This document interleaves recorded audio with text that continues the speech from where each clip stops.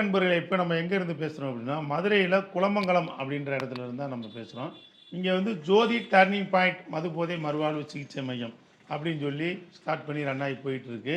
இங்கே பார்த்தீங்க அப்படின்னா, அளவுக்கு அதிகமாக குடிக்கிறவங்க, அந்த குடியை விட முடியாமல் கஷ்டப்படுறவங்களுக்கு குறைஞ்சபட்சம் ஒரு 3 மாதத்துல இருந்து 4 மாதம் வரைக்கும் ட்ரீட்மெண்ட் கொடுத்து, அவங்களுக்கு அந்த பழக்கத்திலேருந்து முழுமையாக விடுதலை ஆக்கி, ஒரு நல்ல வாழ்க்கைக்கு திருப்புற மாதிரி, அதாவது அவங்க கேரக்டர் வைஸ் எல்லாமே மாறி ஒரு நல்ல மனிதனா இந்த சமுதாயத்திலையும் சரி, குடும்பத்திலையும் சரி, ஒரு ஒழுக்கமான ஒரு நல்ல பிள்ளையா வந்து வாழ்றதுக்கு உண்டான அனைத்து வழிவகையுமே செஞ்சு கொடுக்குறோம்.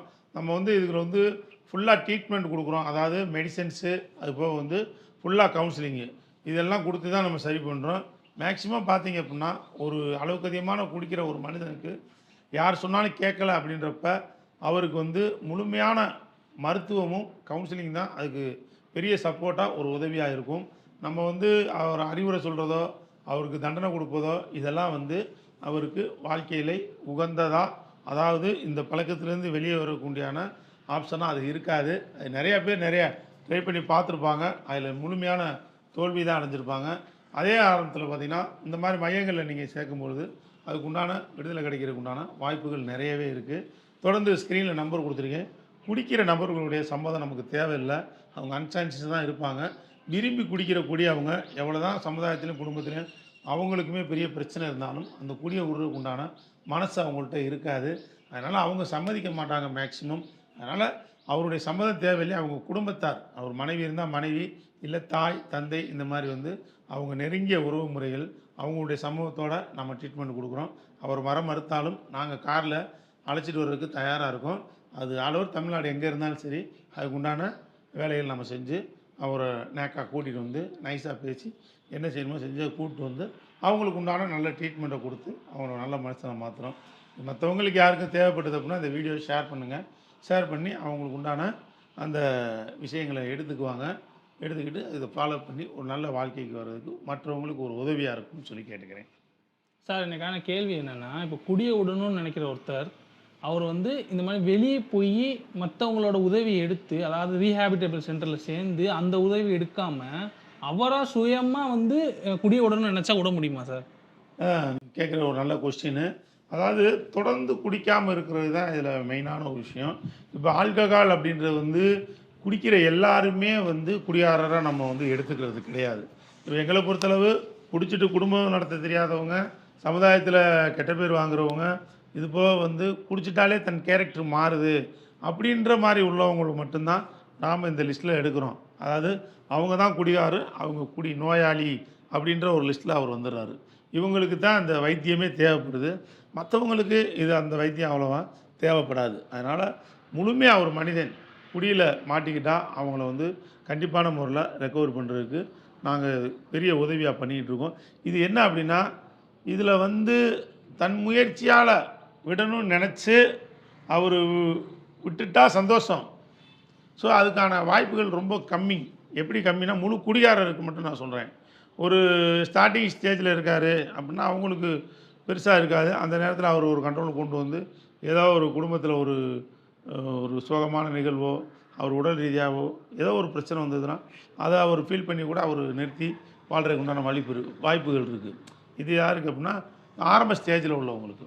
ஸோ முழு குடியாரங்களுக்கு இதுக்கு உண்டான சாத்தியக்கூறுகள் வந்து எப்படி இருக்குன்னா, அவங்க செயல்படுத்துவாங்க. ஆனால் வந்து அதை சரியான முறையில் செயல்படுத்தி கொண்டு வருவாங்களான்றது நம்ம 100% கேரண்டியாக கொடுக்க முடியாது. காரணம் என்னன்னு கேட்டிங்க அப்படின்னா, அவங்க திரும்ப வந்து அவங்க அந்த குடிப்பக்கம் போகிறதுக்கு உண்டான வாய்ப்புகள் தான் அதிகமாக இருக்குது. இப்போ உதாரணத்துக்கு எடுத்துக்கிட்டிங்கன்னா, நமக்கு தெரிஞ்ச ஒரு நபர் தான். அவர் வந்து முழு குடியார் தான். பயங்கரமாக குடிக்கிறாரு. குடும்பத்தில் ஏகப்பட்ட பிரச்சனை, அதே நேரத்தில் பொருளாதாரத்தில் ஏகப்பட்ட சரிவு ஏற்பட்டு அவர் வந்து ரொம்ப பெரிய ப்ராப்ளத்தில் மாட்டிட்டார். அதாவது தனிமரமாக இருக்காது. அவர் ஃபேமிலியில் அவங்க அம்மா அவங்க ஒதுக்கிட்டாங்க, அவங்க அப்பா ஒதுக்கிட்டாங்க, அண்ணன் தம்பி எல்லாம் ஒதுக்கிட்டாங்க. அவங்க மனைவியுமே விட்டுட்டு அவங்க அம்மா வீட்டுக்கு போயிட்டாங்க. குழந்தைகள் எல்லாமே தனித்தனியாக இந்த மாதிரி இருக்காங்க. அந்த மாதிரி ஒரு சுச்சுவேஷனுக்கு பொருளாதார கஷ்டம், ஒரு வாடகைக்கு வீடு பிடிச்சி அந்த வாடகை கூட கொடுக்க முடியாமல், ஒரு சின்ன அட்வான்ஸ் கூட கொடுத்து அந்த வீடு குடியிருக்க முடியாத அளவுக்கு ஒரு ஸ்டேஜுக்கு போயிட்டார். அப்போ உணர்ந்து என்ன பண்ணுறாரு அப்படின்னா, அது கரெக்டாக தீபாவளி டைம். அந்த தீபாவளி டயத்தில் வந்து அவர் இந்த பிஸ்னஸ்லாம் பார்ப்பார். அந்த தீபாவளி டயத்தில் ஒரு 1 மந்த்துக்கு அந்த தீபாவளி பண்டிகைக்கு உண்டான பொருட்கள் எல்லாம் சேல்ஸ் பண்ணி நல்லா வியாபாரம் பார்க்கக்கூடியவர். அவர் அந்த டைம் வரும்பொழுது என்ன யோசிக்கிறார் அப்படின்னா, அந்த டைமில் நிறைய காசு இருந்து குடித்து அழிச்ச அந்த ஒரு சூழ்நிலை. அப்போ வந்து அவ்வளோ சூழ்நிலை கஷ்டத்தில் இருக்கோம்னு சொல்லி இன்னையிலேருந்து நம்ம குடிக்கக்கூடாது, ஒரு வருஷம் அடுத்த வருஷம் தீபாவளி வரைக்கும் நம்ம வந்து குடிக்கக்கூடாது, குடிச்சிட்டு நம்ம வந்து குடும்பம் நடத்த முடியாது அப்படின்றத தெரிஞ்சுக்கிட்டு இந்த மாதிரி ஒரு முடிவு எடுக்கிறார். எடுத்துகிட்டு சுயமாக என்ன பண்ணுறாருன்னா, அவரே மந்திரம் தந்திரம்னா பண்ணல, அவரே போய் ஒரு விநாயகர் கோயிலில் வச்சு கையில் கயிறை கட்டிட்டு, அவராக செல்ஃபாக கயிறு கட்டிட்டு, அவர் ஒரு நம்பிக்கைக்கு கயிறு கட்டிட்டு, அவர் வந்து குடி இல்லாமல் நான் ஒரு வருஷம் வாழணும் அப்படின்னு நல்லா முடிவு பண்ணுறாரு. முடிவு பண்ணிட்டு போகிறாரு. அதே மாதிரி அவர் ஒரு வருஷம் கண்டினியூ பண்ணுறாரு. கண்டினியூ பண்ணாருன்னா அவர் நல்ல தொழில்காரு, ஓரளவு வருமானம்லாம் சம்பாதிக்கக்கூடிய மனுஷன் தான். அது அடிப்படையில் வந்து அவர் நல்லா சம்பாதிக்கிறாரு. ஓரளவு சம்பாரித்து மனைவியை கூப்பிட்டுக்கிறாரு, பிள்ளைகளுக்கு படிப்புக்கு செலவு பண்ணுறாரு, இருக்கிறதுக்கு வாடகைக்கு ஒரு வீடு பிடிக்கிறாரு, அட்வான்ஸ் கொடுக்குறாரு, எல்லாம் பண்ணுறாரு. ஓரளவு இதாகிறாரு. நெக்ஸ்ட்டு தீபாவளி வந்துருச்சு நெருங்கி. அப்போ அந்த தீபாவளிக்கு வந்து ஒரு 1 மந்த்து வந்து அவர் பிஸ்னஸ் பண்ணுவார், தீபாவளி வியாபாரம்னு சொல்லி பண்ணுவார். அங்கே போய் அவர் தீபாவளி வியாபாரம் பார்க்குறதுக்கு எல்லாம் ரெடியாகி பண்ணிகிட்டு இருக்கும்போது அவர் சொந்த மச்சினே அந்த வியாபாரத்துக்கு சப்போர்ட்டுக்கு வர்றாரு. அவர் கூப்பிட்றாரு, எனக்கு கூட இருங்க உறுதுணையாக, இந்த ஒரு மாதம் முடிகிற வரைக்கும் நான் உண்டான சம்பளத்தை கொடுத்துட்றேன் அப்படி இப்படின்னு சொன்னோன்னா அவரும் ஃப்ரீயாக தான் இருக்கேன், சரி வந்துடுறேன் அப்படின்ட்டு மச்சினனுக்கு ஹெல்ப் பண்ணுறதுக்காக அவர் வரார். வந்து வியாபாரம் பார்க்குறாங்க, பிஸ்னஸ் நல்லா போயிடுச்சு, நல்லா சம்பாரிச்சாப்புல, ஒன்றும் பிரச்சனை இல்லை. அந்த அவருக்கு தேவையானது ஓரளவு நல்லா சம்பாதிச்சிருக்காரு. அந்த பணத்தெல்லாம் வச்சு என்ன பண்ணுறாருன்னா எல்லாம் பண்ணிவிட்டு அந்த மச்சினை வெளியூர்லேருந்து நமக்காக சப்போர்ட் பண்ணாருன்னா அவருக்கு நல்லா மட்டன்லாம் எடுத்து கொடுக்குறாரு, கறியை எடுத்து கொடுத்து ஒரு 2 கிலோ அந்த மாதிரி எடுத்து கொடுத்து, அவருக்கு பட்டாசு, அவங்க பிள்ளைகளுக்கு துணிமணி இது எல்லாமே வாங்கி கொடுத்துறாரு. வாங்கி கொடுத்துட்டு பஸ் ஏற்றி வழி அனுப்பிடுவோம்னு சொல்லி அந்த விடிய காலையில் தீபாவளி முதல் நாள் நைட்டு எல்லாமே வியாபாரம் பார்த்து முடிச்சுட்டு அந்த பொருள்கள்லாம் வாங்கி அவர் கையில் கொடுத்துட்டு பஸ் ஏற்றி விடுவோம்னு சொல்லிட்டு போகிறாரு. போகிற வழியில் அவருக்கு ஒரு சின்ன ஆசை, மச்சினை எவ்வளோ சப்போர்ட் பண்ணியிருக்காரு, அவரும் குடிக்கிறவருன்னு தெரியும் அவருக்கு. சரி அவருக்கு ஏதாச்சும் வாங்கி கொடுப்போம் அப்படின்ட்டு, மச்சான் கொஞ்சோண்டு சாப்பிடுங்க சரக்கு அப்படின்னு சொல்லுவோம். சரி ரைட்டு அப்படின்னு சொல்லிட்டு இவர் என்ன சார் சரின்றாரு. சரின்னு உடனே ஒரு குவார்ட்ரு வாங்கி ஆளுக்கு ஒரு 3 அவுன்ஸு சாப்பிட்டுட்டு நம்ம பாட்டுக்கு போயிடுவோம் அப்படின்னு தான் நினச்சி தான் இவர் போகிறாரு. போய் இப்படி தான் போகிறாரு, பிளாக்கில் தான் சரக்கு வாங்குறாரு. விடிய காலையிலும் ஒரு 6 மணி 5:30 மணி இருக்கும், அந்த மாதிரி டைம் தான் அது. போய் வாங்கன்னு போகும்போது அவர் குவார்ட்டருக்கு போயெல்லாம் ஆஃபாக வாங்குறாரு, ஆளுக்கு குவார்ட்ரு சாப்பிட்லாம் அப்படின்னு சொல்லி. முதல்ல நினச்சி போனது வெறும் குவார்ட்ரு வாங்கி ஆளுக்கு கட்டிங் சாப்பிட்லான்னு நினச்சவர் ஆஃபாக வாங்குறாரு. ஆஃபாக வாங்கி அது இது பண்ணுறாரு. சரின்னு அவருக்கு ஒரு குவார்ட்டரை கொடுத்துட்டு இவர் ஒரு குவார்ட்டர் ஊற்றுறாரு. அப்போல்லாம் பார்த்தீங்கன்னா சர்பத்து கிளாஸு, அந்த கிளாஸில் வந்து அந்த சரக்கை ஃபுல்லாக கவுத்தி ஊற்றிடுறாரு. இவ்வளோ தான் இருக்கும் கேப்பு மிச்சம். அதுக்குள்ளே தான் அந்த தண்ணி இல்லைன்னா எதாவது மிக்சிங் ஐட்டம் ஊற்றணும்.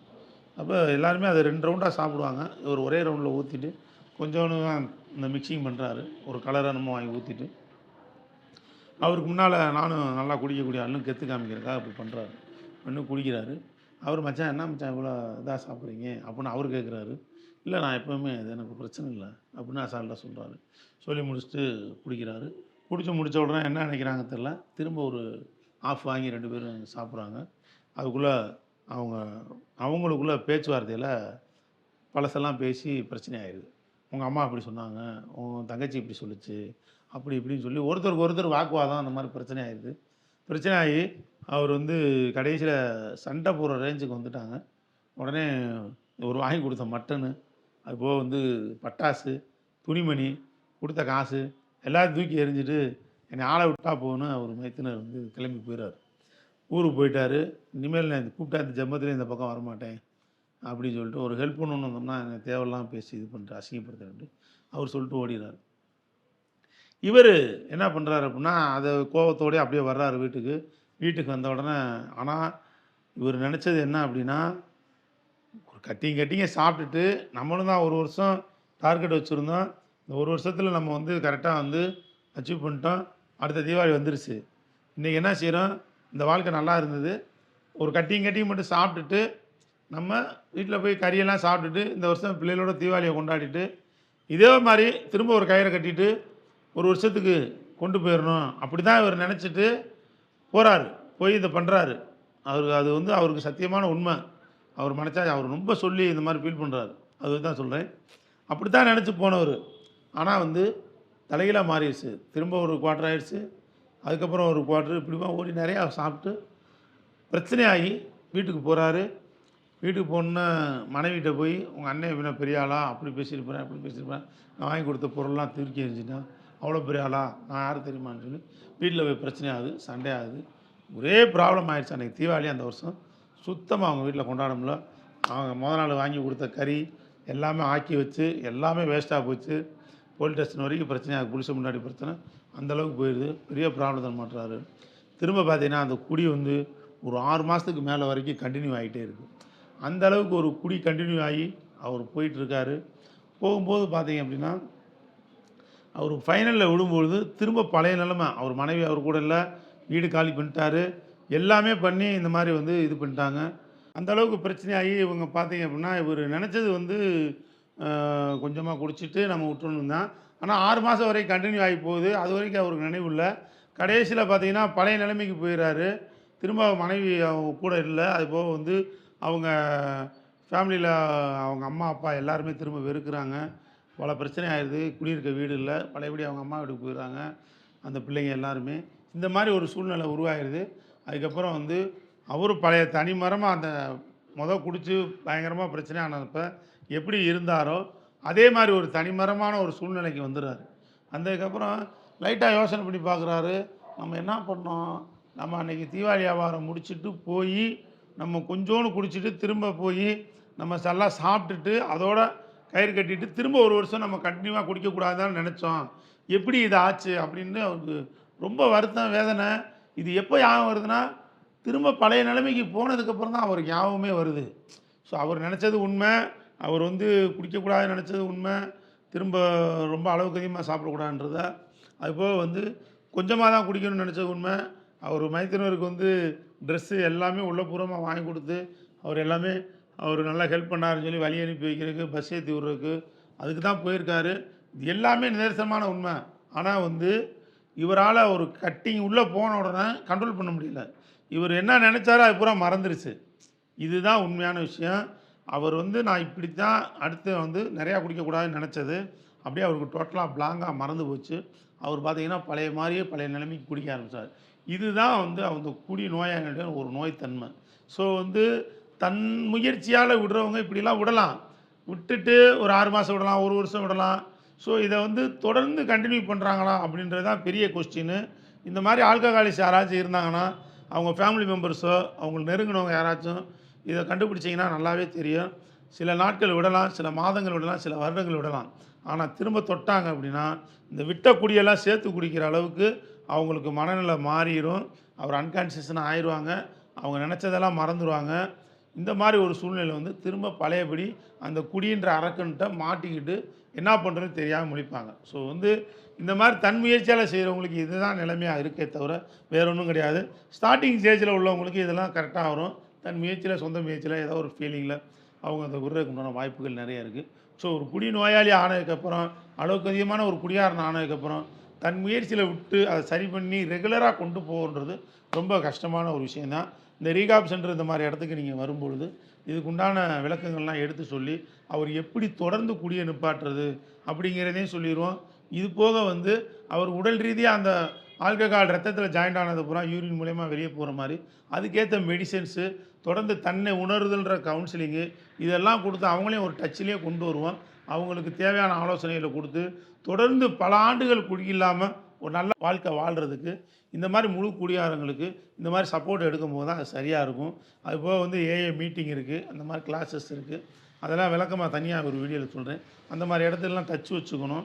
அவங்க குடிக்கிற இடத்துக்கு போகக்கூடாது, குடிக்கிற ஃப்ரெண்ட்ஸோடு சேரக்கூடாது, வெறும் விதத்தில் இருக்கக்கூடாது. இது மாதிரி நிறைய வந்து சின்ன சின்ன விஷயங்கள் இருக்குது. நல்லது கெட்டதுக்கு போகும்போது வீட்டில் ஒரு ஆள் கூட போகணும், தனிமையில் போகக்கூடாது. அந்த மாதிரிலாம் நிறைய விஷயங்கள் இருக்குது.